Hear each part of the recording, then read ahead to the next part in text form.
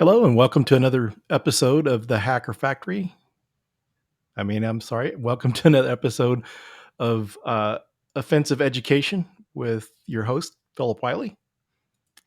Thanks everyone for joining us. So we got a special guest tonight. Actually, we recorded her podcast episode this past Sunday, and I was thinking about it, I thought, what an awesome guest that Maxie Reynolds would make, since of her experience with social engineering, her new book out. I thought she'd be a great guest. So thanks everyone for joining. I hope everyone's studies are going well this week, that you're working hard on studying to reach those goals.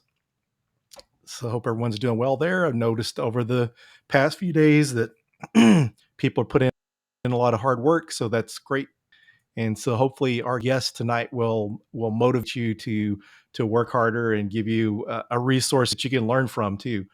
And so without further ado, I'd like to Maxie Reynolds. Hello, thank you very much. That was Thanks. Nice introduction. Thanks for joining. Not at all. I'm happy to be here. I don't know how much value I can give, but let's see. Yeah, so do you generally start off with your questions, or do you wait for people? Yeah, we'll start out with some questions. So since the podcast hasn't aired yet, maybe we'll start off with letting you introduce yourself. Okay, great. So my name is Maxie Reynolds. I am an ethical hacker and social engineer.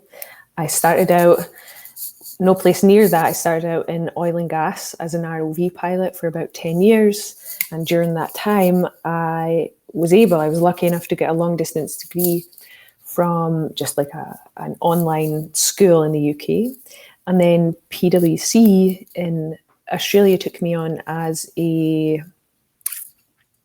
sort of graduate, a very old graduate at the time. I was about 30 and everyone else on the team was like 18, 20, and they were all a lot sharper than I was. So it was double the effort for me, but it was a really interesting journey and good time, and introduced me to social engineering and the whole shebang, really, the whole industry. And then I came back to Los Angeles and started a company that catered to high net worth, visible people, high net worth, high profile people, I suppose. And I was sort of keeping them safe, so to speak, in terms of their cybersecurity. And there was a little bit of social engineering involved, especially in Los Angeles. People have these large estates, like small cities, and sometimes I was hired to try and get through their security, which isn't quite the same as getting through a bank's security, but you're just as likely to get shot. So that was an interesting time. And then I looked to step away from the network, from logical hacking. And I reached out to a friend of mine, Jake Williams, who is just sort of on another level in terms of what he is able to do as an ethical hacker.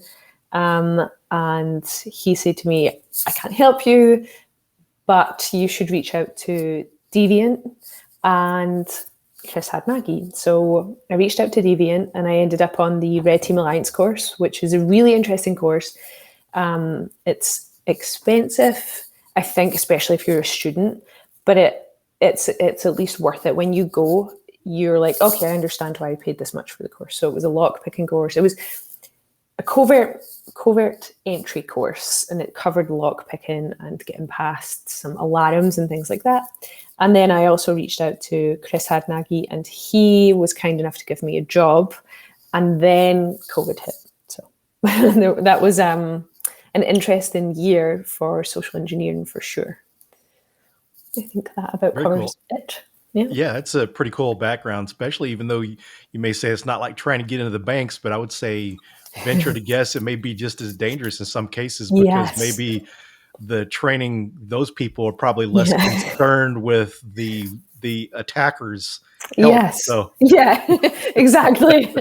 Because, if I think it comes down to sadly, it comes down to corporate America. If I break into a home here, a prince's home, and we've got a few that sort of come from all over the world to live here, and if I break into one of their houses and go through their property, they can shoot me. It's America. Whereas if I'm trying to get into a bank, I will have every opportunity. God, I've full sprinted away from security guards in banks before, and they've just been like, somebody will catch her on the other side, sort of thing, and they've been right.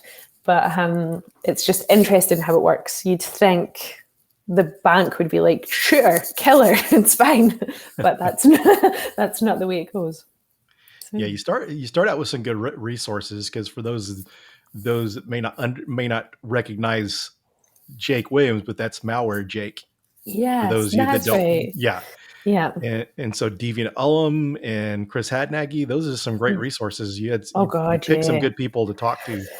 Yeah, I to further myself after PwC, I took a lot of SANS courses, like a lot of them. And at the time I applied to do those because, again, they're, that's a big investment.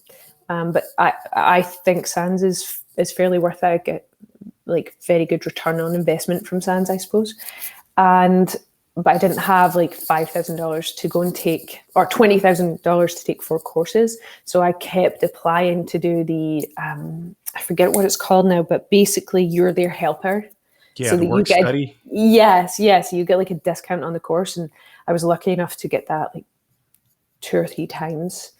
And so I met like Ed Scotus, another amazing resource. Like, I think he might be one of the nicest men alive.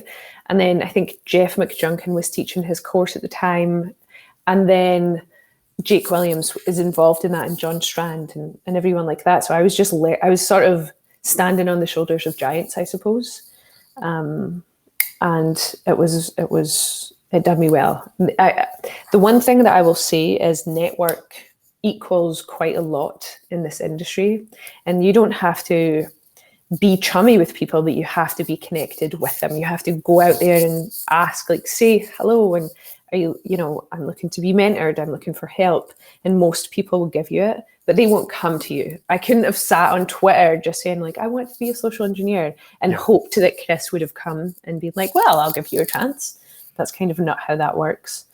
But yeah, that's good advice. That's one of those parts that, a lot of people may be introverts, but that's the time you've got to go talk to these people and ask for their help, because some of these people are introverts and they understand, but you just can't. That's a good point too. Like whenever you message DM someone that you're trying to get information from, you don't start out with this hi and do this. No. You need to get to the point, tell them what you want, and not waste their time. Yes, that's so true. Just a succinct email or message. It's so interesting because I'll be around the bush for a little while. I'll say hello and how are you? And it was great to see you at DEF CON or wherever. And now I sort of, because I'm on the other side of it, if I need something from somebody, I email, hey, this is what I need. Thanks, Max, sort of thing like that. And it, it saves people on time. People are generally short on time. So yes, it sounds so impolite. I don't know, it feels so impolite to do that to people, but I think, it's a skill to learn. Just straight to the point, succinct. It will get you far and fast. Good advice. Yeah. So yeah, it's kind of, for those of you joining, Maxie has a new book out. And so this is probably something, why don't you share about your book here? Because one of the things I guess I didn't really look into as much at first, that this is not just a social engineering book. This covers other things too. So it's sort of, I tried not to make it a social engineering book at all. I tried to keep it, it touches on social engineering, because to be a really good and expert social engineer, you have to have this level of attacker mindset. But you can be a social engineer and really possess no attacker mindset. And the book covers that. But it is a book that sort of takes the laws as I see them. They're, subject to scrutiny, but the laws as I see them, as I broke down this mindset, and then it takes some cognitive skills that you must have. You can not follow the laws if you want. You can think, that's not the way I'm going to do it, and I will give those laws in a second. But you will not manage social engineering, logical hacking. You won't manage red, blue team, or any place really in the industry, if you don't have the cognitive skills, which are basically, curiosity, persistence, being able to leverage information, having mental agility, so being able to adapt information to your purpose and in the moment. And I'd say the last skill, the fifth one, is the most important, and it's self-awareness. You have to know,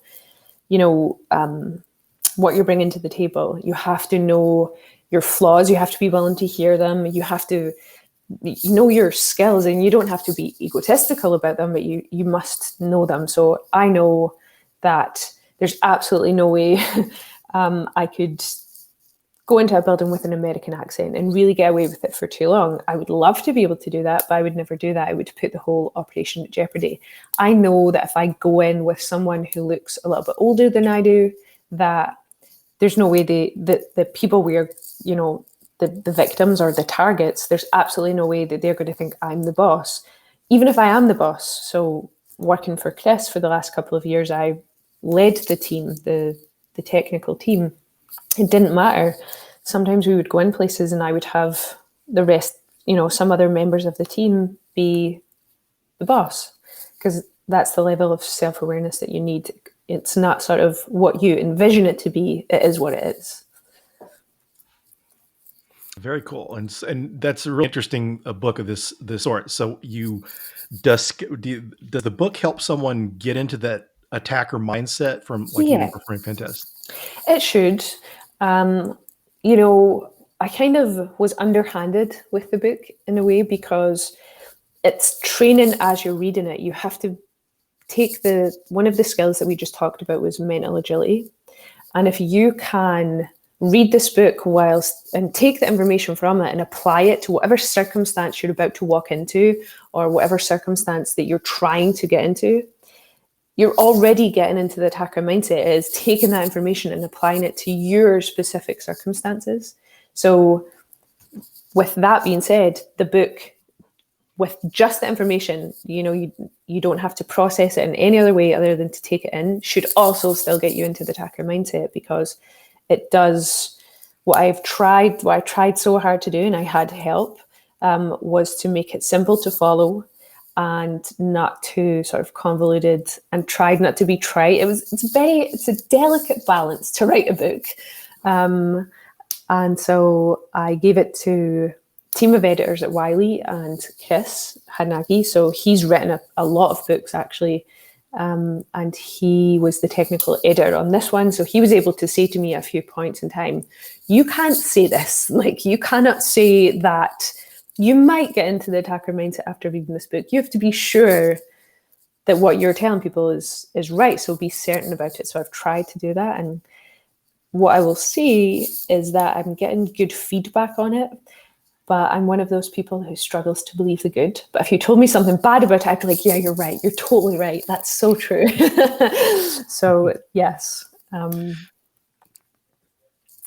I think that's one of the things that often gets overlooked and has been missed in books, because a lot of the books out there give you the technical skills to do things an attacker would do. And some of the books that cover any kind of psychology is social engineering, and not so much getting into the hacker mindset, attacker mindset.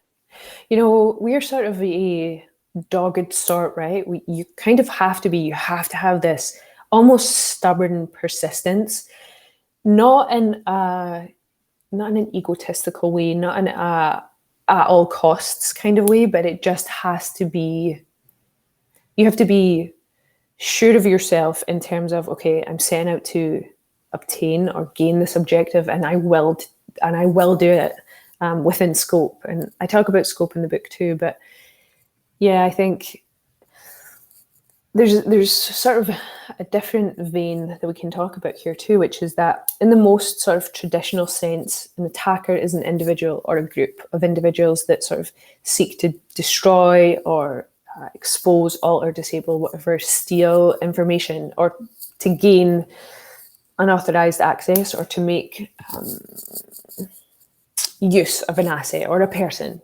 And so I think we are often portrayed, the good and the bad, the non-ethical hackers and the ethical hackers were portrayed as these ruthful sorts, and with these sort of otherworldly skills, and that we'll do anything it takes to win against the victims.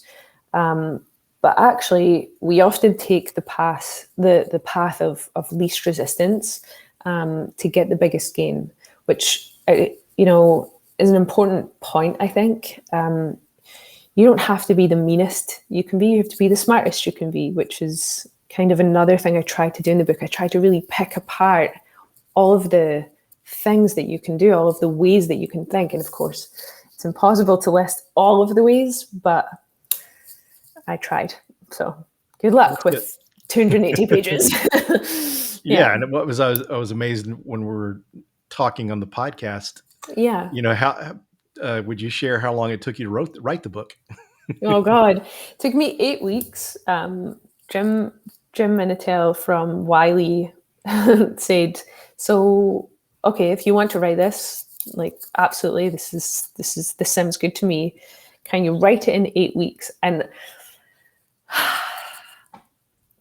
part of my core personality is to say yes when I think something's close to impossible, and it goes for me and it goes against me. And those 8 weeks were excruciatingly difficult because I was working sort of minimum of 12 hours over at Social Engineer at the time, and then you have to write. And it's one of the things that I figured out when writing this book was that your brain really can only give you so much. I've always thought of my brain or just the human brain as like this, forever giving source of just energy and creativity. And I figured out that my brain, after about 15 hours, was like just blank. There was no thoughts.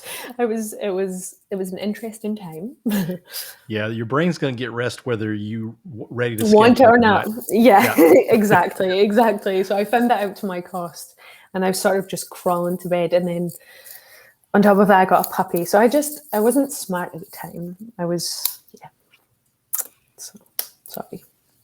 Oh, very cool. But yeah, this is a very interesting book. So that's pretty cool. And to do it in 8 weeks, I think it probably took me 8 months or something like that. You got 8 months? Oh, was it from Jim? Did Jim give you 8 months? I'm going to send him some items. You can probably curse me for that because it took me a while to get mine done. And that's where I kind of learned to ask for help, because I brought Kim on because I was having a hard time finding enough stuff to fill the book. And I got the contract like in October 2019. And then around April or so, they're looking for chapters, and I'm turning chapters in, and we still need more content. I'm asking them for ideas, and I finally get Kim's help. So I probably ruined it for everyone else after me. Well, thanks a lot, Phil. I'd like the anxiety levels of someone being hunted for sport. Like the whole time, every time an email came in, after you post a chapter, I was like, sort of thing. So it was not good for my just emotional well-being. But yeah. So after that experience, would you consider writing a book again? Ooh, I want to write this book again, only so that I can get a queen piece on that chess set, because I did not think of that before. She's got so many moves. But no, this is actually the second book that I wrote. I self-published a book unrelated, completely not related to security at all. But it took me about 4 years to write. And it's actually worse in quality. So I was kind of like anecdotally looking at those, I kind of thought to myself, I do kind of work better under pressure, and I will take too long if I don't have any pressure. So I would write another book again, but instead of 8 weeks, maybe 9. Like I just need a little while longer, I think. So yeah. That had to be pretty tough while you're working too to get that done. Yes. Yeah. It was a lot, but kind of one of the things that I use both as an attacker and just personally is that it's going to be over at some point. Like you will get through it. It will be fine. And I get to look back now and sort of laugh about that time. Whereas at the time, there was a lot of just like, I just want to cry. It's just, why did I do this to myself? But of course, you push past it. That's just how it is. And it's the same as an attacker. It's the same when you're out on a job and you're crawling through a sewer. You're not like, I'm so happy to be here. This is great. You're like, oh God, like let this end soon. Let there be a manhole in the next 4 feet. So it's like that everywhere, I think. I guess we can open this yeah, up to some questions and see what yeah, questions people have here. yeah. One of them I saw probably be interesting that someone was asking about signing. Had to scroll back, and it's Oh God. Dwayne from Twitter. Okay. Oh wait, Let me find. yes. Yeah, I think he was asking something about getting a book signed. I forget what he said about getting it in. Let me see. Let's go up and scroll, see if we can find what he said. I will assume he wants you to sign it. Philip will sign it, yeah, no problem. Now he's wanting to Oh, send. when my book arrives, can I send you an image of the inside cover for you to digitally sign for me? Yeah, that was it. Absolutely. If you want that, that's fine. I can also just send you a copy. Although, is it wise to give out your signature as an attacker? Is it? I'll give you like a Mickey Mouse signature. Sure. Why not? Yeah, that's a good point there. I could see people actually They wanting will. signature. Yeah. I bank with Wells Fargo, I swear. um, how to get into social engineering as a main career function.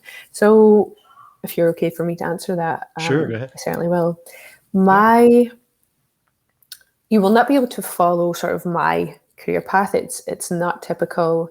It's completely off the beaten track, and I think that's good to see and good for everyone to learn, because if I'd have looked at a social engineer at the time, or any career at the time really related, I wouldn't have been able to break in because I just didn't have those skills and I didn't have that experience. So I got there based on my experience and in a very sort of different trajectory than most people.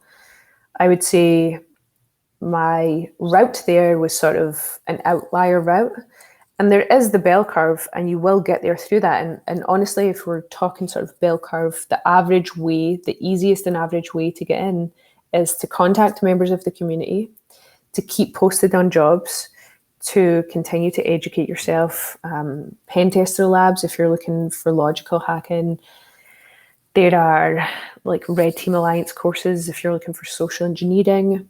And just reading books on psychology, which, I think sounds a little trite, almost like, really, am I going to read psychology books and that's going to get me a career? But honestly, body language books, psychology books, they're all very helpful. They help put the world into this perspective for you in which it becomes easier to navigate it as someone who is essentially a double agent, right? You're pretending to act like this normal member of society, just doing your job one day as a social engineer.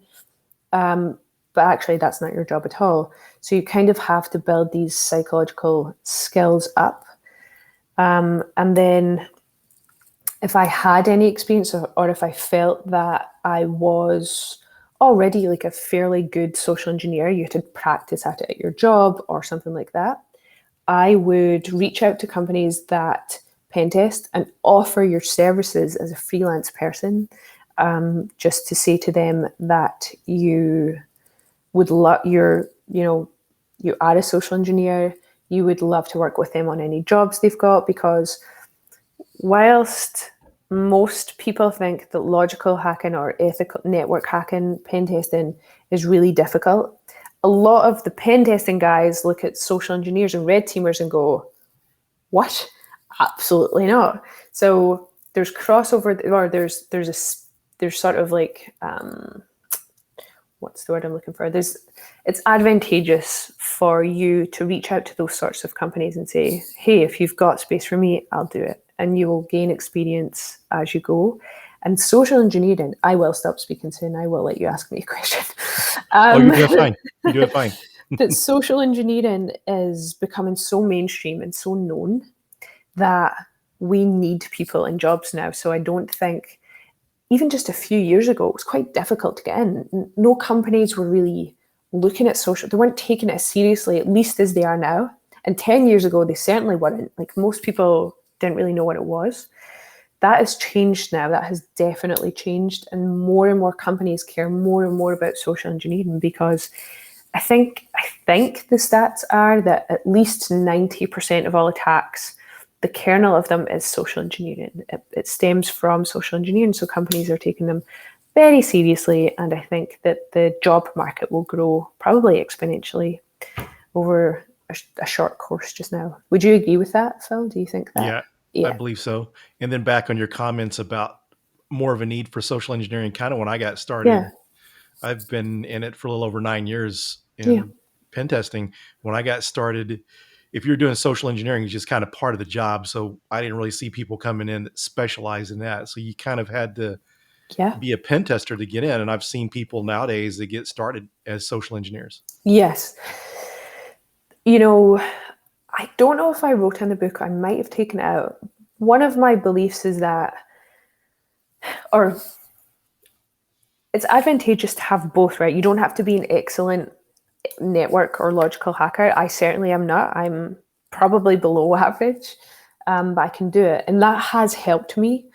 But I think what's actually more important than being good at everything or able to do everything is being able to work with a team. That's really where this strength comes from, because one of my jobs down in Australia, the really good sort of hackers on our team, the really good ethical hackers on our team, were opening doors for me in a bus depot, and I just had to walk by as if I belonged. It couldn't have been more of a team effort, and they were doing what was easy for them, and I was doing what was very easy for me. So there's sort of now there are teams of people who need specialized skills. You don't have to be great at everything across the board, but you should probably have an understanding of what network hackers can do, because network hackers or app, even, they have to have an understanding of what we do as social engineers. So knowledge is power, obviously, but you don't have to be so down in the weeds that you understand everything. You don't have to be able to read in binary. You just have to know it exists.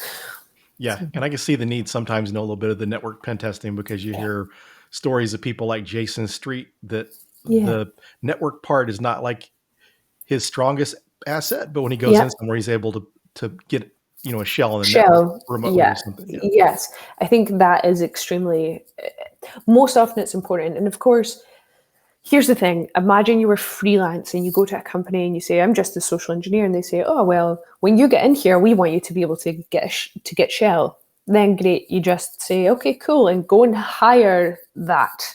So it doesn't make it impossible if you can't do it. It would be good. And if you're willing to learn both, you should.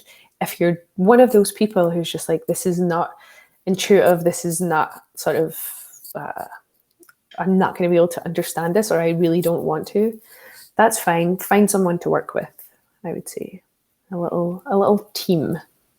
Yeah, and it really seems too, with more of the adversary emulation stuff these days, red teaming Yeah. engagements, that social engineering is used a lot more too, and that's a good area for someone to have those skills in.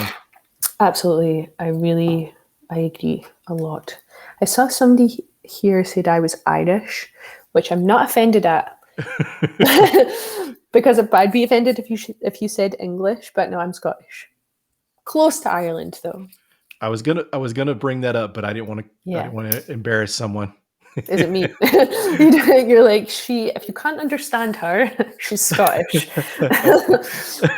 This is the slowest that I can talk. When I first came to America, I talked unbelievably fast. So a normal sentence for me would go something like, hey, I'm Maxie, I wrote Art of Attack, and it's in a book about attacker mindset, and I really hope you enjoy it. And people in America would go, what?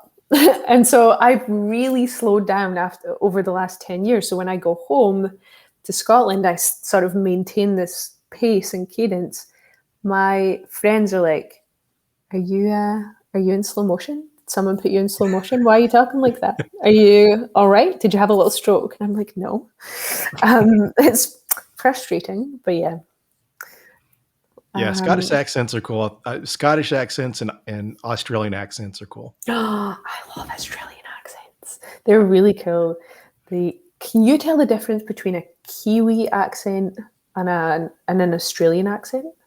I'm not sure that I can. I I can't. would have to hear them side by side, but I just love the way Australians say Australia. Australia. I Yeah, can't. Australia. Yeah. Yeah. That's And there's no oh, yeah, it's just yeah. Australia. Yes. Yeah, Casey The Ellis was on something a while back giving a yeah. keynote or something, and I heard him say Australia. I just love the way they say Australia. Like down in Australia. Yeah. So my absolute favorite scene of any movie is from Dumb and Dumber where Jim Carrey goes out the window of his limo. Have you seen that movie? And there's this beautiful woman standing there, and he says, "Where are you from?" And she says, "Austria." And he's like, "Oh, let's like I'm not going to do the accent." He's like, "Let's pop a shrimp on the Barbie," and I was like, oh, "I love it." So I digress. Sorry. Thinking of movies and Oh yeah. from the UK region, that movie Snatched with Brad Pitt, Oh the accent he did. What now yes. is that really realistic to like areas of the Yeah. UK? No, yeah, it was. It was quite good. That was such a good movie. God, and Brad Pitt. No, that's not the right route here. Yes, that was he's got a good accent. But you know who actually also had a good accent was Mel Gibson in Braveheart. Like Mhm. I was not offended by that at all. Oh, that's good. That's saying I know. something. And then someone, I can't scroll for whatever reason. How am I failing so badly? There was a question, I'm sure. It said something about grassroots and Okay, yeah, that was charities. Dwayne again. He said, "How would you convince a grassroots or small profit org that they need to have social engineering tests or pen tests or a mom and pop shop?" Um, well, I do think that the industry is kind of convincing a lot of people of that already. So you're sort of halfway up the hill. Um, you would, if I were you, and they didn't have a lot of budget or no budget at all, I might offer to do some of that, for free, on the sort of condition that they then told their mom and pop friends about me, sort of thing. It's really difficult to convince people that don't have the money for something that they need to do it.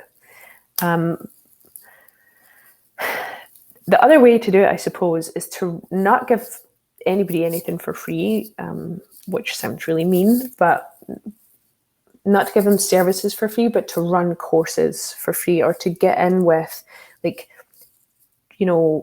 educators that have some clout and get them to sort of spread your word or to write courses for them or to present for them. I would try it that way, like a very broad approach, like a machine gun approach at it, and see where you get. It's really difficult to convince people of that. I mean, Phil, I will assume it's been the same challenge for you. It can be difficult to get large conglomerates to believe it and to put budget in. Yes. And I like the Yeah. part where you said about not doing it for free to charge something, because another thing is if you're trying to get that experience and if you at least charge a little bit of something, then you can Yeah. say you did it professionally. Yes, You that's a very good point. Yeah, you can say that. And one of the things that I've found outside of sort of friendships and like your personal circles, people tend to think less of the items that you give them for free because they can't see your time sort of dwindling away as you've been giving those services out. So charging people does work in a lot of ways in terms of like psychology, which is strange, but like I would be so grateful if people gave me things for free. God, there was a kid and I was mountain biking the other day. Well, I'm going to give myself away. I was trying to get up a mountain the other day, and the street just to get to it was really steep. And there was a little dude selling lemonade, and I patted my pockets down, and he's like, "Do you not have any money?" And I was thinking, you can't fleece a little boy. But I was like, no, I don't. But it's in my car. It's in my car. My car's at the bottom of the road. He's like, just take it. And I was like, that's so nice. And he was like 8 years old. But I got something for free. It was like the happiest I've ever been. It was a glass of like sugar, but it was good sugar, and I needed that. at the right time. Mhm. Question for Maxie. Do you think physical pen test engagements are harder or more challenging as lazy? No, I don't think that. I think self-awareness comes into it. So, me showing up as an elevator repair person, women essentially, might not go over so well. They might not believe that, but then it just becomes about crafting a different pretext out of the information that I can sort for. I could be there to do a pre-exam, which is a lady's job, right? You would believe that women would do that more than you would believe. Now, this is not me saying that women can't do it. I'm simply saying that most people would believe a man more easily. And you don't want any sort of alarms going off in people's heads. So there's that level of self-awareness. But what I will say is that the way you look as a person is one of the least talked about and most unfair advantages just across the board on any industry on the planet. If people sort of think, like, I, at least in my 20s, looked fairly innocent most of the time. I had a chubby little face, I was blonde, and I've got an accent. All of that goes for me. And I'm female on top of that. That goes for me.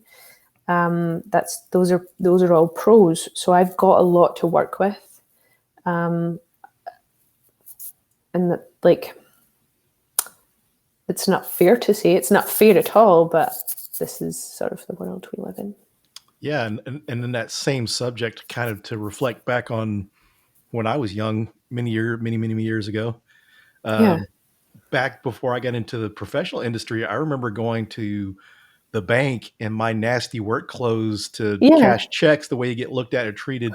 If I was in a grocery store walking to buy a woman and she had a purse in her basket, she'd kind of clench her Clutch. purse. Yeah. But when Yes. I was working at the jewelry store and I went in wearing a suit, Yeah. then they didn't think anything about it.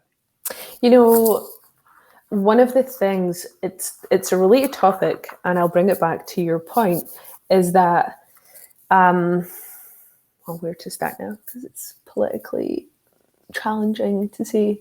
How you look matters. And I think that that's true. One of the things that I refuse to see, but that I know matters in life, is gender. I just don't care about it. For myself, when other women come to me about something or other men come to me about something, I understand the role of their gender. For myself, I don't even have to try anymore. I just kind of don't see it. And that comes from working offshore. Being offshore with 100 or 200 men, I was never going to win that. I was never going to be okay by thinking, but I'm a female and they should treat me differently. So that kind of has stuck with me. So when I walk into someplace now, yes, I'm very aware that I'm female and that typically goes for me, but I don't count on it and I don't lean on it. What I lean on is like projected personality for whatever pretext it is. That matters most. And then to your point, Phil, with suits and even the vehicle that you pull up in, it all creates this sort of narrative, and you're just given this narrative some more detail. So you're right. If I walked into a farm, like the headquarters of a pharmaceutical company, which they're very into social engineering just now, they're keenly aware that they're being attacked. And I walked in grubby clothes. It's not because I'm female or male that I don't get past. It's that I walked in grubby clothes. If I go to the same destination and I pull up in a sort of black SUV or vehicle, suburban SUV, and someone opens the door for me and I start to look quite important to those looking out, and I go and I've got a suit on and my hair's done and so and so and so, I'm more likely to get past. And it's not because I'm female, it's because of everything else that I've presented. The female thing matters, but it's not the be all and end all. I'd say you've got a 50% chance if you're male or female. It's everything else. So, Yeah, that's interesting too. Just like they talk about, if you go in somewhere, sense of urgency. If someone comes in, they think it's a manager, and you're not going to let them in. Yes. They're not going to want to get fired. So Yeah. Yeah, it's so true. It's amazing how it works. Even like signs on doors can give the same sort of message to people, right? If I go into the server room, and I put a sort of, well, maybe not the server room, that's maybe the one room I wouldn't do on, but an office, headquarters into an important office, and I'm trying to get shell. And I put a like, do not enter, meeting in progress sign on the door, I'll be left alone. Like signs do the work for you. So it's just really an interesting field. You learn so much about all of it. Maxie, I'm a large bearded guy with tattoos. Would you consider that to be a barrier for social engineering? I wouldn't. If you were the only man in the world with a beard and tattoos, then maybe. But it's so common and so accepted in our society now, whereas 20 years ago it wasn't as much. You can walk into a bank with a beard and tattoos 20 years ago without being like looked at or having somebody clutch your purse a little closer to her side or chest. So I don't think that it matters. What I will say about the tattoos, depending on where they are, is if they're visible and you have to go back to someplace, you might have to cover those up. So like facial tattoos are going to be hard to get around. Hand tattoos, like I have the ugliest tattoo known to man on my thumb, and I have to put foundation on it when I'm going into someplace, because if I've signed something, you can't help but notice like a big black thing on my thumb. So you will have to hide them potentially if you're going back a second time. But I think it's okay. Yeah, it seems like in most cases, just be able to be identified would be the worst thing. Yes. Well, and the beard thing's really interesting if you're willing to shave it off.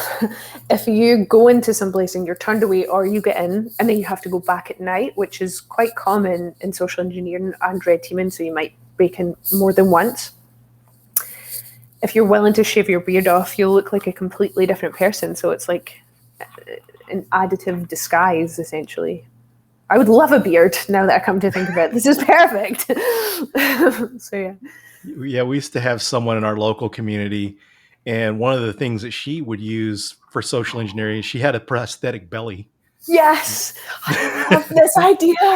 I could just eat a burger and sort of let it all go, and it would accomplish the same thing. But I would love, think of the things that you could stash in there, though. If you had to steal things, you just like on the way out in jingles, and you're like, oh, that's strange. Don't know how that happened. So yeah.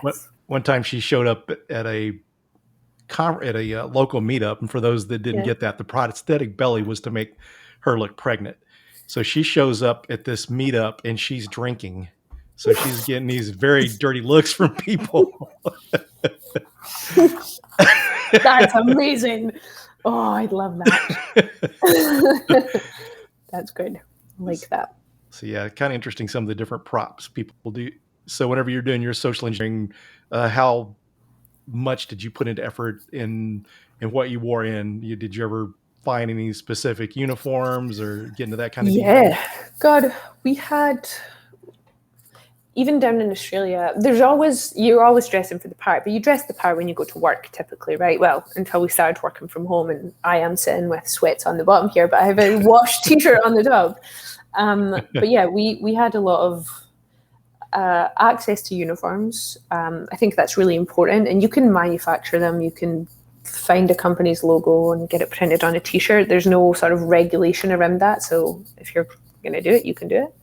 And all of the details matter. So if you're going in as the Otis, repair person, man, woman, then you're going to need the uniform. You might need business cards depending on your pretext. So, and for those of you, I've said pretext a lot in the last 45 minutes, it's your backstory, just in case that's not clear.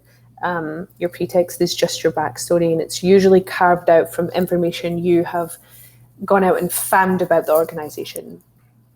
So yeah, when you're pretexting, you need to care about all of the details. Business cards matter, what you're wearing matters. If you're going to wear a uniform, then it should be quite close to the real thing. What I like to do if I'm going in dressed as a professional is to double layers up.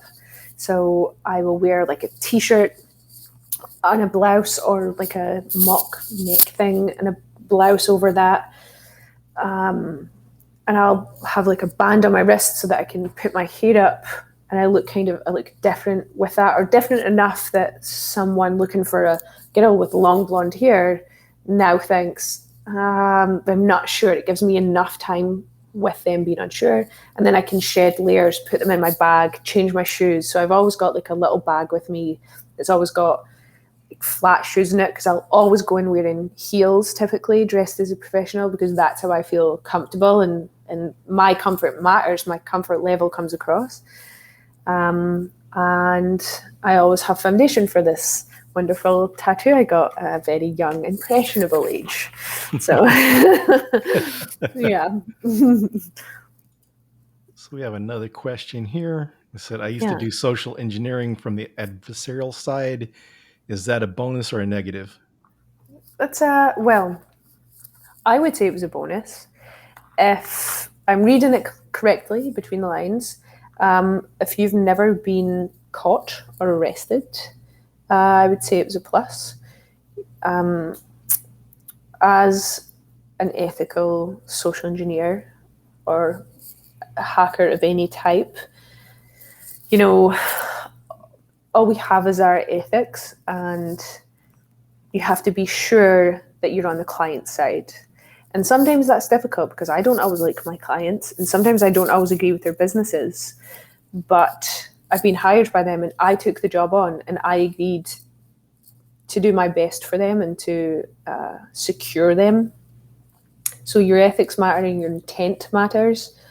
But if it was a lifetime ago or a short while ago, but you've come around, then I think it's a bonus. You get to say you have professional experience, because you do. Just not from the side we wanted, but you do have it. That's kind of the interesting thing too. Years and years ago, Yeah. a lot of people got in from having Yes. criminal pasts because, like your Kevin Mitnicks Yep. and stuff, that there really wasn't training for this trade. So they took a lot of people that they caught and let them go to work for the government instead or something. Yes, that's so true. Rarely in my experience, and I come from a very sort of working class town, or poverty-stricken town actually, in Scotland.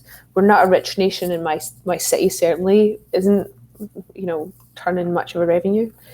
For everyone that I know, both in America and there, that have been socially engineering people or committing any sort of adversarial act, is typically out of the need to do so, right? There is a spectrum here, and I'm not saying that everyone that commits crime had to do it. That's definitely not what I'm saying. But I think a lot of the time, people are forced into certain actions, and you can repent for those. I think nearly everybody I know has repented some way for something, and so it shouldn't be any different. And you get to say, hey, I wouldn't do that, and you get to mean it, and you get to come over and be on the other side. So I think it's reasonable. I like the way a lot of people got their starts in this industry. It shows like corporations that typically might not believe such things, that, hey, that can actually happen and it can be a benefit to us. So I really like, our whole industry has brought a lot to light that was ignored before or just wasn't profitable to believe, and now it is. Yeah, it's a good point too. I like the fact that you brought up, some people in some situations otherwise wouldn't did it. If you come from a middle-class family or a rich family, if people are shoplifting, it's for the thrill because they have to. Yes. Some people have to do it to have a meal, to be able to eat, to support their family. Exactly. And I'm A-okay with those sorts of needs sort of thing. Yeah. I mean, there's a difference between a psychopath and on a murderous rampage and someone who's like, so what I done today was to get 2 McDonald's burgers instead of 1. Like, I don't care. Yeah. Someone's trying to feed themselves or their families. Mm-hmm. I mean, anyone would do it if they're in that situation. I think I would. I mean, I'm fairly certain in that situation I would. What's the scariest moment you had when doing a physical test? And a follow-up, what was the funniest moment you had? The scariest moment is probably the funniest moment for everyone else. I can answer this as a twofer. I was in Australia and I got arrested as a Russian spy because I'm an idiot. So it's a beautiful story. It was really scary. I was in a foreign country I was a foreigner in a really good country, and they're threatening me with their sort of FBI, and I was like, please don't. I'm really not Russian. I'm Scottish, and they're like, you don't sound Scottish, and I was like so offended but so scared at the same time. I was like, how dare you? But no, but I really am. What do you mean I don't sound Scottish? So it was a strange situation. They kept me in this sort of little room for a long time.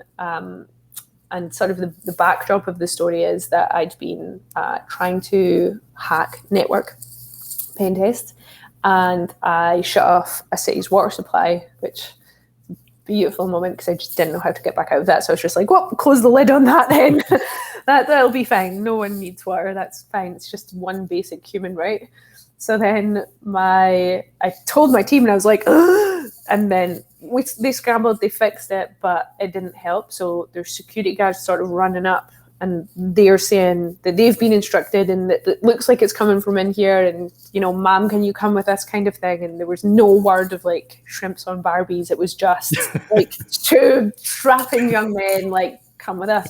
And my sort of senior team lead at the time was like, hey, she's with us and, you know, we can prove it. And I'm quite sure they left me in that room just to stew for a while. My team probably could have got me out a lot faster, but they were just so convinced that I was from Russia because I'd sort of mirrored and done some things that made it look like I might have been from Russia.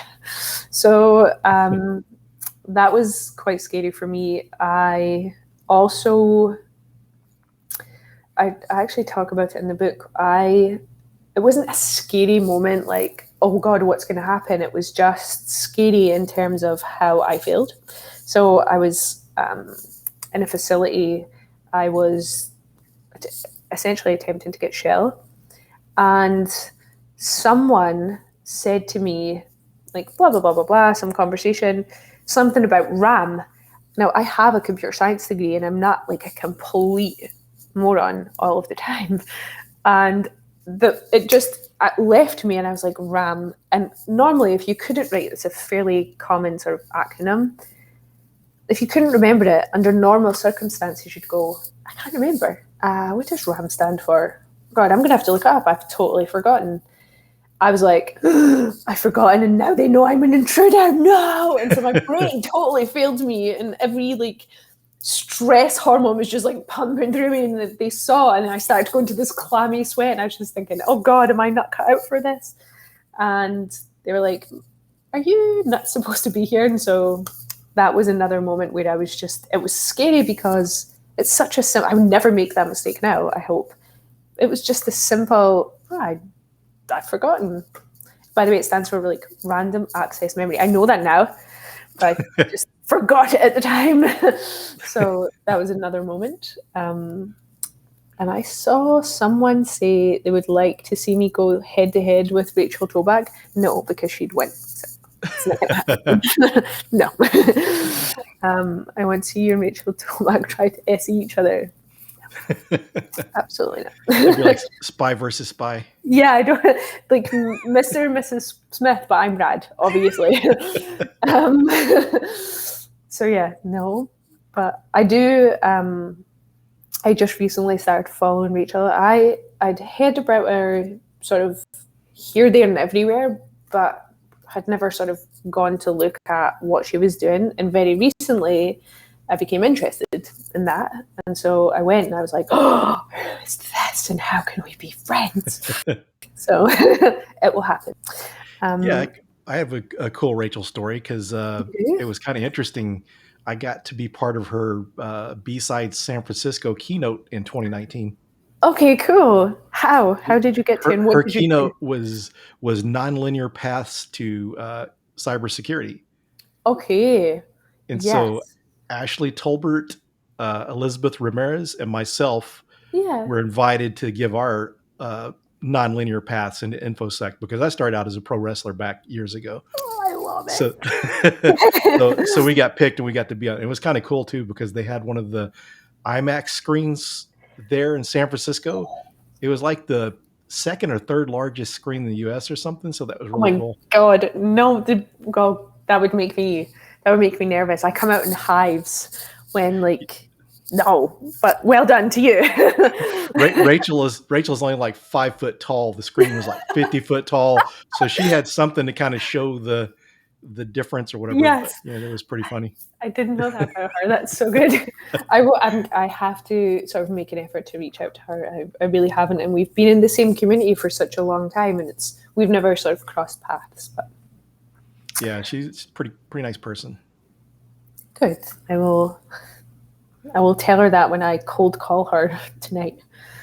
I don't know what ROM is. Stop it. It was a long time ago I got that degree. Someone's like, "What about ROM?" Chloe. So yeah, we've got about 5 minutes left. So if anyone has questions, that's good. But we do have a book to give away. So Wylie was kind enough to say that whenever I mentioned to Jim that you were going to be on the stream too, Yes. and I asked, is there any way we could get a book to give away? And so they said yes. So some lucky person will get a free book tonight. How do you choose them? Is it me? Can I have it? How? They didn't give you a copy, so actually we got our wheel over here. So Oh, I love it. So whenever we announce the winner, please message me in the chat and let me know that you're actually there, and make sure that you're not a bot, because sometimes you have bots on Twitch, and so we want to make sure someone actually gets the book. So message within, you don't have to do whisper, just respond in the chat, and then by whisper send me your email address, and I will forward that on to the publisher, and they'll get the book out to you. So Cool. go ahead and spin this and see who wins. Okay, there it goes. Do you want sound effects, or are you happy without them? Let's see. Oh, that's right in the middle. You have to ask Jim for two. Oh, damn it. Okay, so Miss Term 4Z, please message me. Let me know that you're an actual person.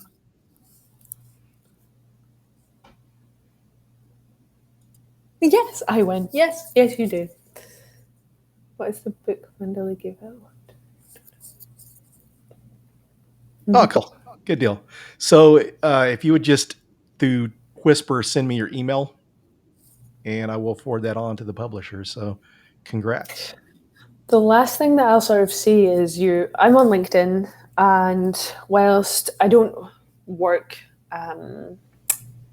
as just a social engineer anymore, so I'm not at Social Engineer LLC anymore, you're more than welcome to reach out to me for any sort of pointers, or just to sort of shoot the breeze on LinkedIn. On Twitter, I'm not on there a lot because I don't understand it. I'm just past millennial age. And Instagram as well. Like, you're so welcome to ask for pointers for your specific circumstances. Not an insult, but you definitely, I would have figured you to still be a millennial. So I would have figured you'd be a millennial. I like that. I think I'm classed as a millennial, but I've got the brain of a boomer. So yeah. So, and but not like a smart boomer. Like, but yeah, no, but reach out to me. It'll be fun. Thank you very much. This was really good. Thank you for having me. Yeah, thanks for joining. This was good. This was a lot of fun. And so for anyone that enjoyed this, all right, we got the mayor, Joe, joined us. Joe Helly. So Dwayne joined us for I don't know if Dwayne's joined us before, but thanks for joining. So some new faces on here. So you brought a good crowd tonight. Good. Thank you for coming.